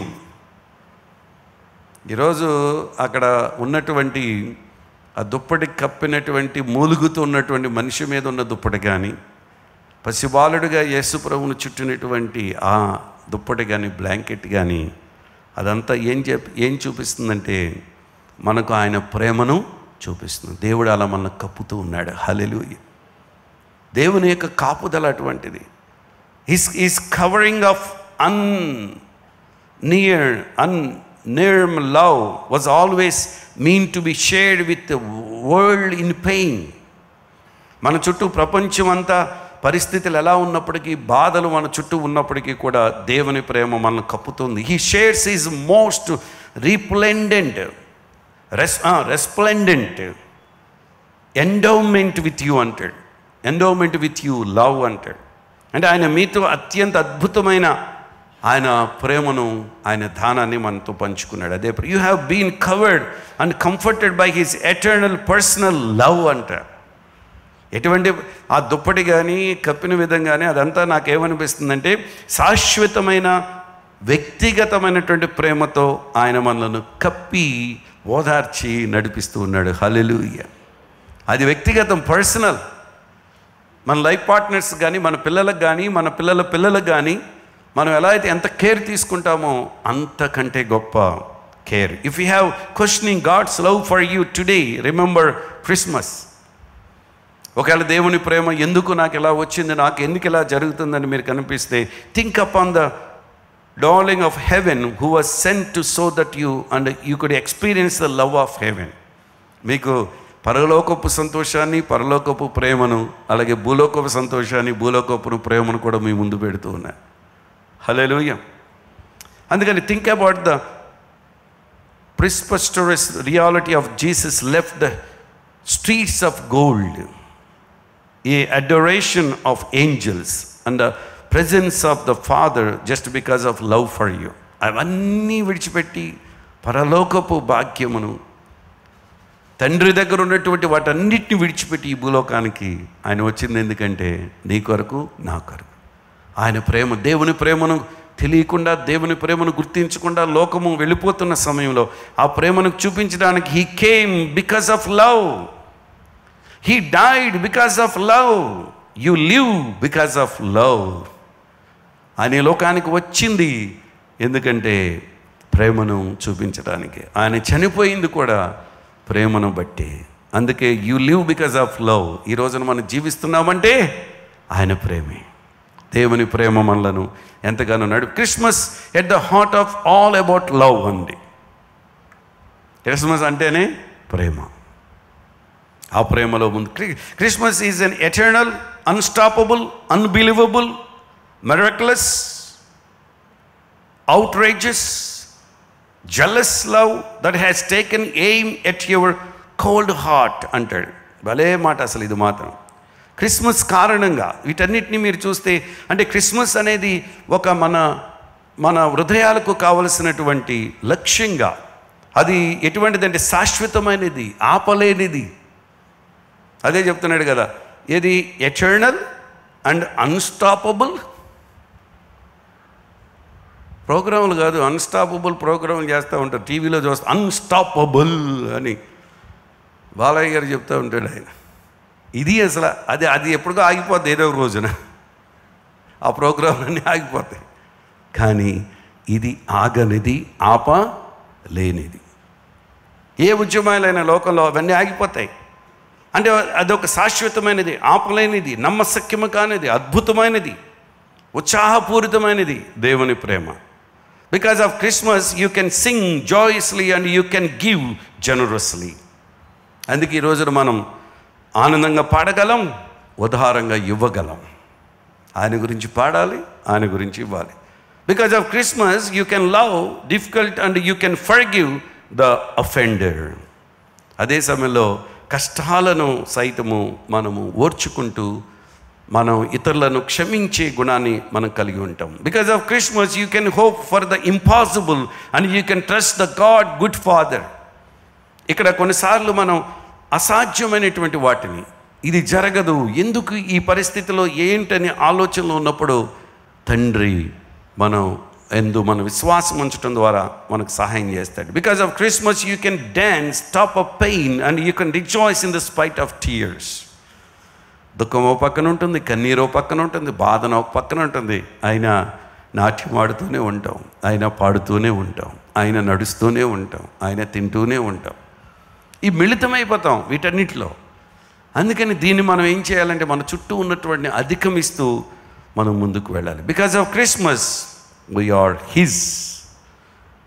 ఈ క్రిస్మస్ను బట్టే, ఆయన పుట్టుకను బట్టే మనం ఆయన వారు. మనం భయపడవలసిన పని లేదు. ఇలా దేవుని లేఖనంలో అనేకమైనటువంటి కార్యాలు మనం చూస్తాం.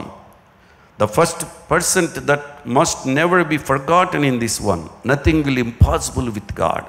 దేవునికి అసాధ్యం అనేది ఏమీ లేదు, ఆయనకి సమస్తము సాధ్యమే. Impossible is what God does best. అందుకని మనం ఈరోజు ఎక్కడైతే మనం కొన్ని మాటలు మీకు చెప్పి నేను ముగిస్తాను. ఇక్కడ చూస్తే ఎక్కడైతే ఇది జరగదు, ఇది అసాధ్యము అని మీకు ఎక్కడైతే అనిపిస్తుందో, ఇది ఎలా అసాధ్యం? నేను పురుషుని ఎరుగని దానను, ఐఎమ్ హ్యూమన్ సీడ్. నేను మనిషి విత్తనంలోంచి వచ్చినటువంటి వాడిని, వచ్చిన దానను. ఇది ఎలా జరుగుతుంది? అదే సమయంలో రహస్యముగా మరియను విడిచిపెట్టాలని యోసేపు అనుకున్నటువంటి సందర్భం కూడా ఉంది, నీతిమంతుడు గారు. ఇంకా కానీ అప్పుడు వెంటనే చెప్తాడు, ఇది ఎలా సాధ్యమో ఆమెను రహస్యంగా విడిచిపెట్టాలని యోసేపు అనుకోవటం, ఇది ఎలా సాధ్యమని మరియా అంటాం, వాళ్ళిద్దరికీ ఒకే సమాధానం చెప్పాడు, హోలీ స్పిరిట్ సీడ్. ఆ విత్తనం హ్యూమన్ సీడ్ కాదు మరియా, యోసేపు. పరిశుద్ధాత్మ వలన ఆమె గర్భము ధరించింది. పరిశుద్ధాత్మ వలన నువ్వు బిడ్డను కంటావు, ఆయనకు యేసు అను పేరు పెడతావు. యేసు అను పేరుకు రక్షకుడు అని అర్థం. దాని అర్థం తన ప్రజలను పాపం నుంచి విడిపించేవాడని అర్థం అనమాట. చూసారు ఎంత మీనింగో? ఇదంతా ద హోలీ స్పిరిట్ సీడ్ అనమాట. మనందరం హ్యూమన్ సీడ్, అమ్మా నాన్నలు ద్వారా మనం పుట్టాం. కానీ ఒక కన్యక గర్భంన పరిశుద్ధాత్మ ద్వారా అది మెరకల్, ఒక అద్భుతం అనమాట. ఇంపాసిబుల్ అది. Nothing will be impossible with God. దేవునికి అసాధ్యం అనేది ఏమీ లేదు అంటాడు. Christmas is a time for miracles. ఈ సీజన్లో దేవుడు మరిన్ని అద్భుతాలు చేయాలని దేవుని సన్నిధిలో మనం ప్రార్థన చేద్దాం. హల్లెలూయా. that the second perpetual lesson delivered from the story that never grows old is this: Christmas is the magnificent for one reason and one reason alone. Let me explain. అంటే అసలు రెండవదిగా మనం చూసినప్పుడు ఎప్పటికీ ఈ క్రిస్మస్ స్టోరీకి వృద్ధాప్యం లేదు, ఓల్డ్ కాదు, ఇది ఎప్పుడు న్యూ అన్నమాట. అసలు నేను ఇన్ని సంవత్సరాల నుంచి బోధిస్తున్నాను, ఇన్ని సంవత్సరాలు పాడుతూ ఉన్నాను, నాకు ఇంకా మళ్ళీ న్యూగానే ఉంటుంది అవి చెప్తూ ఉంటే మరొక కోణంలో. అంటే ఇది క్రిస్మస్ కారణం, ఒకే కారణం, అద్భుతమైనది, అది మనకు అనేకమైనటువంటి దీవెనలు కలిగిస్తుంది. The holy season singles that intervention of God in into లైఫ్ ఆఫ్ హ్యూమన్ కైండ్. ఇది చాలా ప్రాముఖ్యమైనది. ఈరోజు మనం క్రిస్మస్ జాయ్, అప్పుడు 2:10 అంటున్నాడు కదా, అయితే దూత భయపడకండి, ఇదిగో ప్రజలందరికీ కలగబోవు మహా సంతోషకరమైన సువర్తమానం నేను మీకు తెలియజేయుచున్నాను. దావీదు పట్టణమందు నేడు రక్షకుడు మీ కొరకు పుట్టి ఉన్నాడు, ఈయన ప్రభు అయిన క్రీస్తు అంటాడు.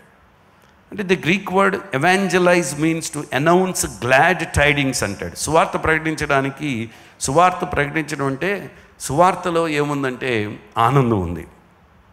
ఇది శుభవార్త. ఇది ఈ రోజున మనం ప్రకటించేది శుభవార్త.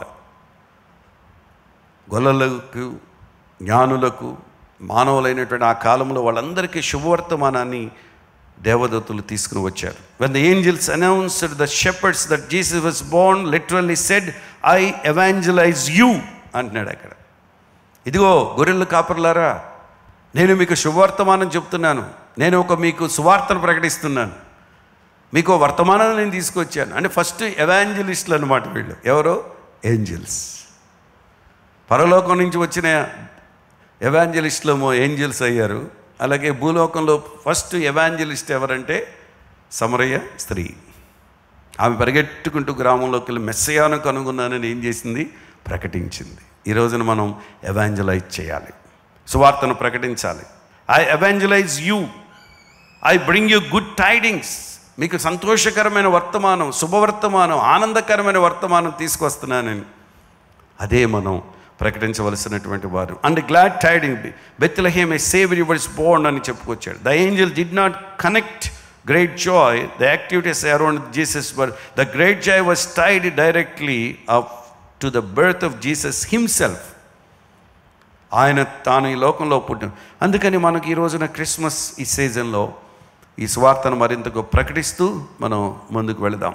ఒకటి మాత్రం ఖాయం, చార్లెస్ స్పర్జన్ ఒక గొప్ప మాట చెప్పుకొచ్చాడు. అదేమిటంటే, what ever is your greatest Joy and treasure, that is your heaven and your God. మనం ఈ భూలోకంలో ఈ క్రిస్మస్లో ఉన్నటువంటి గొప్ప ఆనందం, గొప్ప నిధి, గొప్ప సంపద మనకు ఏదైనా ఈ లోకంలో ఉందంటే అది పరలోకంలో మనం కలిగి ఉన్న దేవుణ్ణి బట్టే. హల్లెలూయా. గొప్ప మాట చెప్పుకొచ్చాడు. అది జాయ్. ఉండొచ్చు, ఉండకపోవచ్చు, అవి జరగచ్చు, జరగకపోవచ్చు, కానీ పరలోకంలో మనకున్నటువంటి ఆనందాన్ని ఎన్నడూ మనం విడిచిపెట్టదు. మూడోది, the third driving narrative of the Christmas story is the joy of heaven as now became reality of earth-bounding living. And the angels declared to shepherds on the dark, cold night అన్నమాట. వాళ్ళు ఇంకోటి ఏమిటంటే, వాళ్ళు చేసింది భూ సంబంధమైనటువంటి జీవనాన్ని వాళ్ళు చూపిస్తూ ఆ చల్లటి పూట, చలికాలంలో గొర్రెల కాపర్లు రాత్రి వేళ దేవదూతలు గొర్రెల కాపర్లకు ప్రకటించారు. ఇది బిహోల్డ్ ఐ బ్రింగ్ అంటే ప్రజలందరికీ కలగబో మహా సంతోషకరమైన సువర్తమానం. Joy has come to us and his name is Jesus. ఆ సంతోషమే ఈ రోజున మనకున్న సంతోషం ఏదైనా ఉన్నట్లయితే యేసును మన హృదయంలో కలిగి ఉండటం, ఆయన ఈ లోకంలో పుట్టడం, ఈ లోకంలో జన్మించడం, ఆయన కొరకు ఈ జీవితాలు మనం జీవించటమే గ్రేట్ జాయ్ అంట, మామూలు జాయ్ కాదు. అందుకని అటువంటి సంతోషాన్ని పొందుకుంటూ ఆయన మనకు తోడై ఉండి నడిపిస్తుంది. ద ఫోర్త్ లాస్టింగ్ డైరెక్టివ్ ఈ simple at a profound wonder of season that lives and in life heart of believer.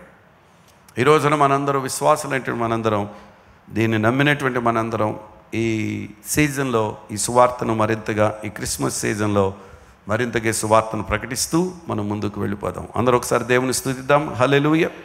ఇదంతా కన్ఫర్మేషన్. నేను ముగించేస్తాను ఇక్కడ. ఇదంతా ఒక confirmation, the confirmation of prophecy Christmas. ఇది ఒక పెద్ద సందేశం, ఇప్పుడు వెళ్ళి చెప్పాలి అక్కడ. ఆ ప్రాఫెసీలు ఎన్నో, ఒక 8 ప్రాఫెసీలు తీసుకుని చెప్తూ ఉన్నాను ఎక్కడికి వెళ్ళినా. అంటే వీటన్నిటిలో మనం చూస్తే అసలు ఈ రోజున మనం the significance of his first words rest in the fact of relates the incarnation of Jesus Christ to many prophetic utterances అంటాడు. అంటే ఈ రోజున మనం క్రిస్మస్ జరిపించుకోవడానికి ఆయన పుట్టుక, సంతోషం, ఆయన చెప్పిన వర్తమానం, దూతల ద్వారా వర్తమానాలు రావటం ఒక ఎత్తు అయితే, మరొక అద్భుతమైనటువంటి సంగతి ఏమిటో తెలుసా? దేవుని యొక్క వాక్యం. దేవుని యొక్క వాక్యం అంటే ప్రవచన రీతిగా. అంటే కొన్నిసార్లు అడుగుతూ ఉంటారు, people often ask how you can know that the Bible ఇది ఇన్స్పైర్డ్ వర్డ్ ఆఫ్ గాడ్. ఇది దైవావేశం వలన కలిగిన వాక్యం అని మీరు ఎలా చెప్పగలరండి? అసలు ఈ వాక్యం ఎలా మీకు అర్థమవుతుంది? మాకు అర్థం కావట్లేదు, మేము ఎంత చదివినా. మీకు ఎలా అర్థమవుతుంది, మీరు ఎలా అర్థం చేసుకుంటున్నారని ఎవరైనా మనం ప్రశ్నిస్తే మనం చెప్పవలసిన మన ఆన్సర్ ఏంటో చెప్పమంటారా? మన ఆన్సర్ అది ఎలా ఉండాలంటే, దేవుడు ఈ లేఖనములను at the record of the prophets, ప్రవక్తల ద్వారా రికార్డ్ చేయించాడు. ఇది హల్లెలూయా.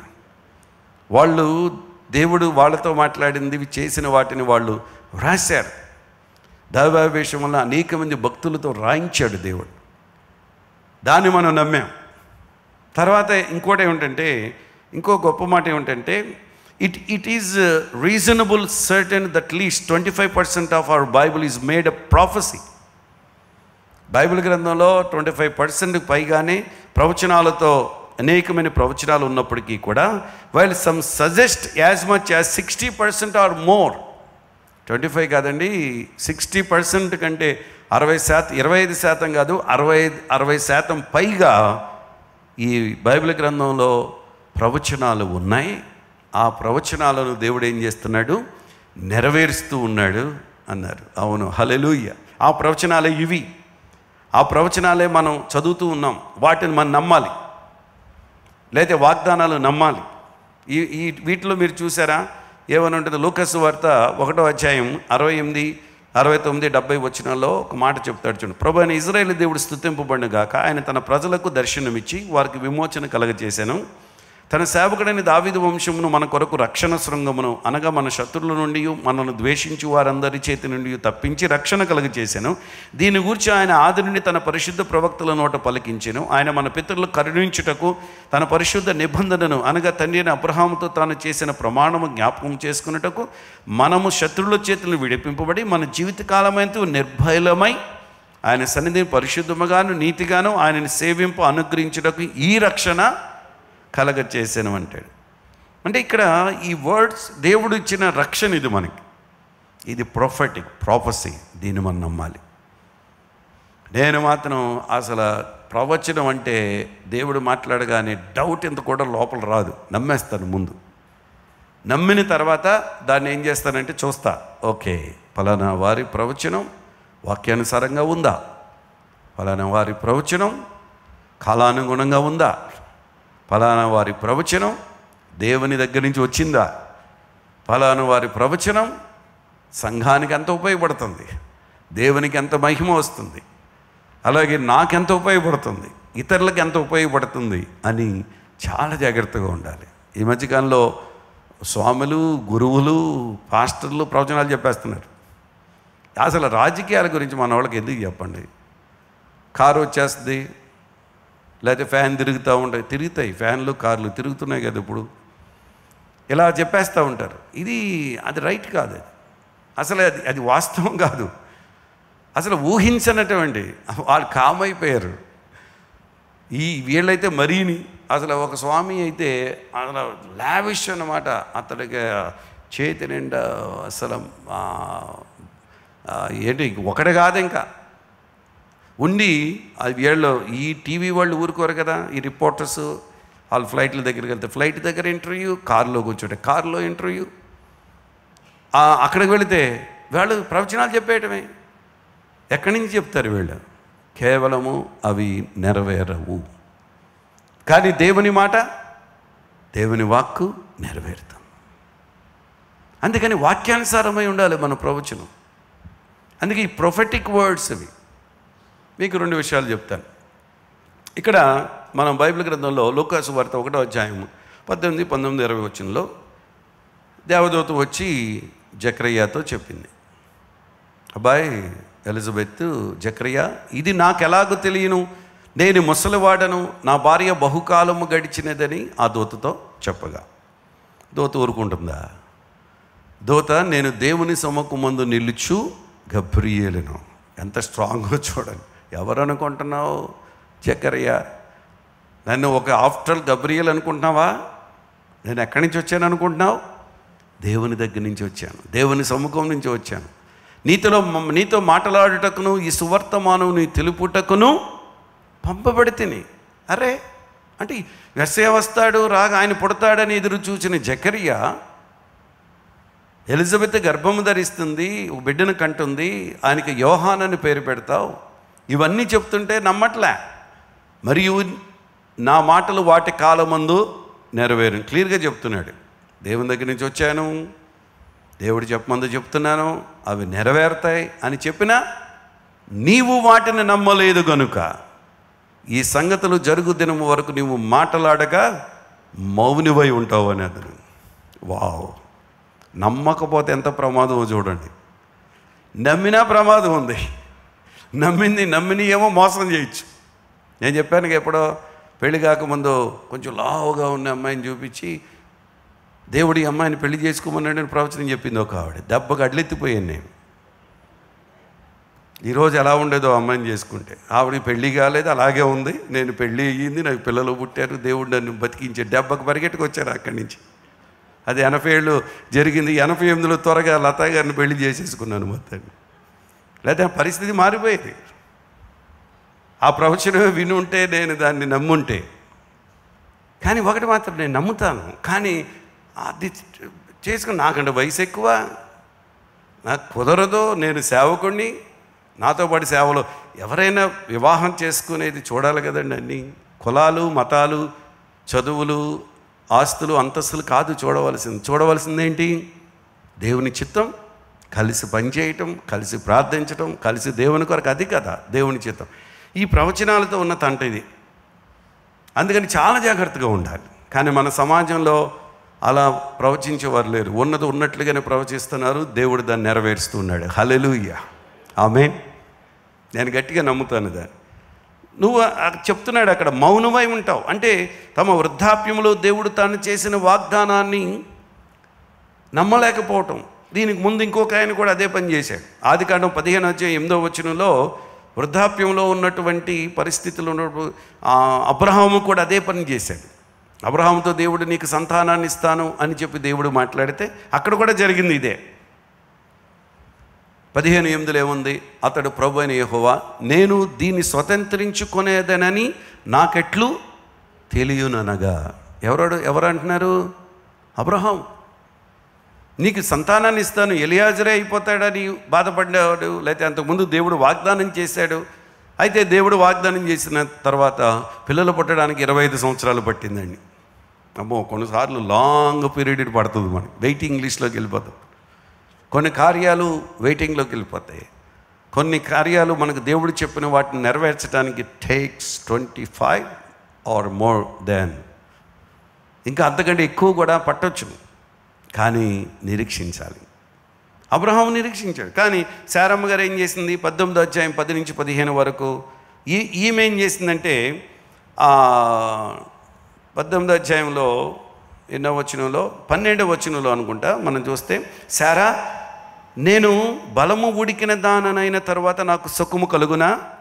నా యజమానుడును వృద్ధుడై ఉన్నాడు కదా అని తనలో నవ్వుకొనెను. అసలు అంటే ఎంత ఫ్రీగా ఉన్నారు దట్టి. ఆయనేమో నాకు ఎలా తెలుస్తుంది ఇది, నాకు ఎలా జరుగుతుంది ఇది అంటాడు అబ్రహాం. ఈమెమో నవ్వుతుంది. ముసలోళ్ళు కూడా నవ్వులు ఉన్నాయన్నమాట. ఈరోజు ఒక విచిత్రం భలే ఎదురైంది నాకు. ఓల్డేజ్ హోమ్కి వెళ్ళాము. సరే, వాళ్ళందరికీ బట్టలు పెట్టి వివాహానికి గిఫ్ట్ ఇవ్వాలి. పాస్టమ్ గారికి అందరికి ఇవ్వాలనిపించింది ఈసారి. సేవకులకి, పరిచర్యలో ఉన్నటువంటి వాళ్ళకి, తర్వాత అందరికీ ఏదో ఒకటి ఇవ్వాలని నాకు అనిపిస్తుందంటే గో హెడ్. ఏది చేయాలంటే నువ్వు చేసేసేయి, లేకపోయినా చేసేసేయి, తర్వాత దేవుడు అవన్నీ చూసుకుంటాడు అని చెప్పి వాళ్ళందరికీ బట్టలు ఇచ్చేసిన తర్వాత నేనేదో ఒక మాట చెప్తే వాళ్ళు నవ్వారు. యవనస్తులు ఎందుకు పనికి వస్తారనిపించింది. వాళ్ళందరూ ఒక గ్రూప్ అన్నమాట. వాళ్ళు అసలు నవ్వుతుంటే వాళ్ళు పళ్ళు ఉంటాయండి, పళ్ళు ఉండాలి నవ్వుకి, అవసరం లేదుగా. అసలు ఆ నవ్వుతుంటే అసలు నాకు విచిత్రమైనటువంటి ఒక మెమరీ నా మైండ్లోకి వెళ్ళిపోయింది అనమాట. ఓహో, వృద్ధులు ఎంతమంది ఇలా నవ్వుతారా అంటే వీళ్ళు నవ్వించవచ్చు అనమాట మనం. అంటే నేను మామూలుగా వాళ్ళతో మాట్లాడుతుంటే వాళ్ళు నవ్వారనమాట కొన్ని విషయాలు. ఏది ఇక్కడ మేము కార్యక్రమం ఇక్కడ చేయబోతున్నాం, అక్కడ చేయబోతున్నాం, ఓ మా కొరకు మీరు చేస్తున్నారా అంది ఒక మామగారు. అవును, మీ కొరకే, మీకు కాకుండా ఇంకెవరికి చేస్తానన్న దానికి ఇంత నవ్వారు ఒకేసారి గట్టిగా. అంటే నవ్వు అనేది ఇక్కడ శారా వృద్ధాప్యంలో నవ్వింది. 13వ వచనంలో అంతటి యెహోవా అబ్రహాముతో వృద్ధురాలనైన నేను నిశ్చయముగా ప్రసవించేదనా అని శారా నవ్వనేలా అని ఎవరితో మాట్లాడాడు? మళ్ళీ అబ్రహాముతో, శారాతో.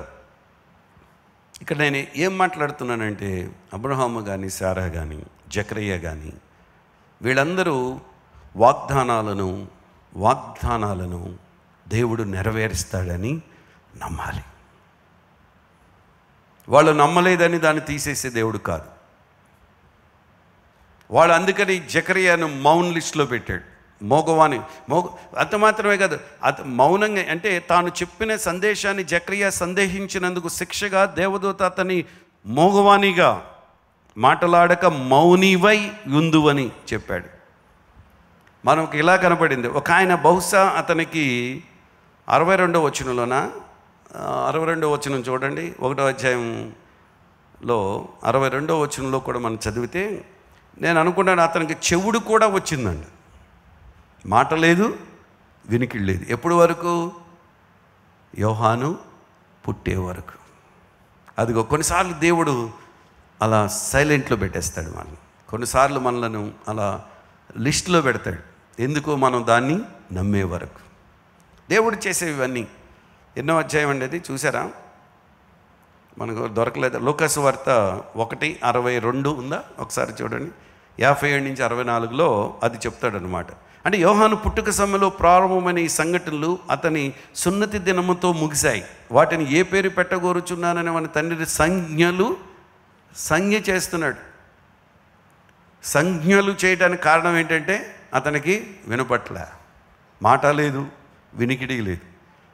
57 నుంచి 64 వచనాల్లో మనకు అది కనబడుతుంది. ఈ రోజున మనం దేవుని నమ్ముదాం.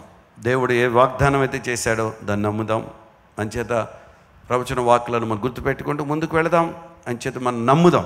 ఈరోజు ఈ వాక్యాన్ని తీసుకుని వెళ్ళండి. ఎవరికైతే సంతానం లేదో మన కుటుంబాల్లో, లేకపోతే మీ కుటుంబాల్లో, లేకపోతే మన చుట్టూ ఉన్నటువంటి నాకు తెలిసిన వాళ్ళు బోళ్ళ మంది ఉన్నారు సంతానం లేక బాధపడేవారు. ప్రార్థించమని కోరిన వారు ఎంతోమంది ఉన్నారు. వారందరికీ సంతానోత్పత్తిని దేవుడు కలుగ చేయనుగాక. అది మీకు ఎవరైతే ఉన్నారో అది ఈరోజు నమ్మండి. వాళ్ళు ఫోన్ చేసి చెప్పండి, మేము ఈరోజు దేవుని మాటలు విన్నాం, నమ్ముతున్నాం, మీకు దేవుడు మళ్ళీ సంవత్సరానికి సంతానాన్ని ఇస్తాడు. లేకపోతే వాళ్ళకు కార్యం, వివాహ కార్యక్రమం కానీ, లేకపోతే వారి జీవితంలో ఏదైనా ఒక శుభ కార్యక్రమం కానీ, లేకపోతే వాళ్ళకు కావలసినటువంటి ఏదైనా సరే దేవుడు చేస్తాడని మనం నమ్ముదాం. హల్లెలూయా.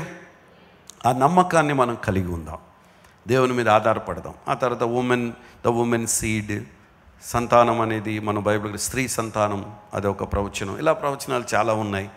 ఆ తర్వాత ఇంకా లేఖనాలు బట్టి మనం ముందుకు వెళితే ఇంకా అనేకమైనటువంటి సంగతులు. బోర్న్ ఇన్ బెత్లెహేములో ఆయన జన్మించడం, బోర్న్ ఇన్ వర్జిన్, ఆయన కన్యకగా పుట్టడం, ఇవన్నీ ప్రవచనాల నెరవేర్పని బైబిల్ గ్రంథంలో అనేకం మనకున్నాయి. వాటిని నమ్ముతూ ముందుకు వెళదాం. మిగిలిన రోజుల్లో, మిగిలిన వారాల్లో, ఇంకా వారాలే ఉంది మనకి, క్రిస్మస్ వరకు ఇవే సందేశాలు. ఫ్రైడే ఇవే, సండే కూడా ఇవే. ప్రార్థన చేసుకుందాం కళ్ళు మూసుకున్నట్లయితే. తండ్రి, నీకు వందనాలు చెల్లిస్తున్నాం. ఈ సమయంలో ప్రార్థించి ఆరంభించిన ఈ ఆరాధనలో నీ సన్నిధి మాతో ఉంచారు. అవును ప్రభువా, జాయ్ అనేది, ఆనందం అనేది, సంతోషం అనేది అది ఎప్పుడూ ఉండేదని, అది నీ దగ్గర ఉందని, మాకు దుఃఖములు వచ్చినా, మరణాలు వచ్చినా, మా చుట్టూ అనారోగ్యాలు, పరిస్థితులు ఎన్ని వచ్చినప్పటికీ కూడా అది మాలో నుంచి పోదు అని, మాకున్నటువంటి ఆ సంతోషం, మాలో ఉన్నటువంటి అది కేవలము సంతోషం అంటే తినటం, త్రాగటం, సుఖించటం. లోకంలో సంతోషాలు వేరు, లోకంలో ఆనందాలు వేరు, లోకంలో హాలిడేస్ వేరు, లోకంలో ఉన్నటువంటి వాళ్ళు అనుభవిస్తున్న అనుభవాలు వేరు, వాళ్ళ పద్ధతులు వేరు. కానీ మేమైతే నీ యందు ఆనందించటానికి సంతోషకరమైనటువంటి సువర్తమానం ఆ రోజు విన్నటువంటి వాళ్ళు, గొర్రెల కాపరులు, జ్ఞానులు ఎలా దీవించబడ్డారో ఈరోజు నీ సువర్తమానాన్ని మేము వింటూ ప్రజలకు తెలియచేయడానికి మాకు ఇస్తున్న ఈ సమయాలను బట్టి నీకు వందనాలు. మేము ఎక్కడికైతే వెళ్ళి ఎవరితోనైతే ఈ యొక్క సంతోషకరమైన శుభవర్తమానాన్ని పంచుకుంటున్నామో వారిలో గొప్ప కార్యాన్ని జరిగించండి. మేము నమ్మేవారుగా చేయండి. నువ్వు ఏ వాగ్దానం అయితే చేసావో, ఏ మాట అయితే చెప్పావో, ఏ ప్రవచనం అయితే చెప్పావో అది నెరవేరుతుందని, అవి నీ కాలంలో తగిన సమయంలో నెరవేరుతాయని నమ్మి వాటిని పొందుకొని మరింతగా నిన్ను మహింపరిచే వారిగా చేయమని, మా ప్రియులు ఎవరైతే దుఃఖంలో ఉన్నారో, బాధలో ఉన్నారో, అనారోగ్యాలతో ఉన్నారో వారిని దర్శించి గొప్ప విడుదల కలిగించమని యేసు నామములో ప్రార్థిస్తున్నాము తండ్రి. ఆమేన్.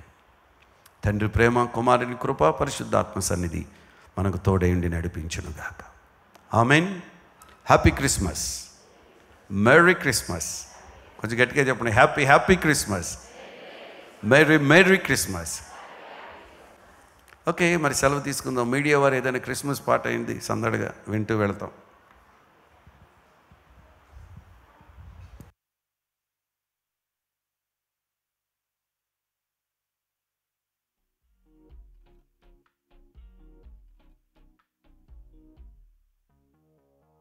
జన్మించినాడు శ్రీ యేసు రాజు బెత్లెహేమ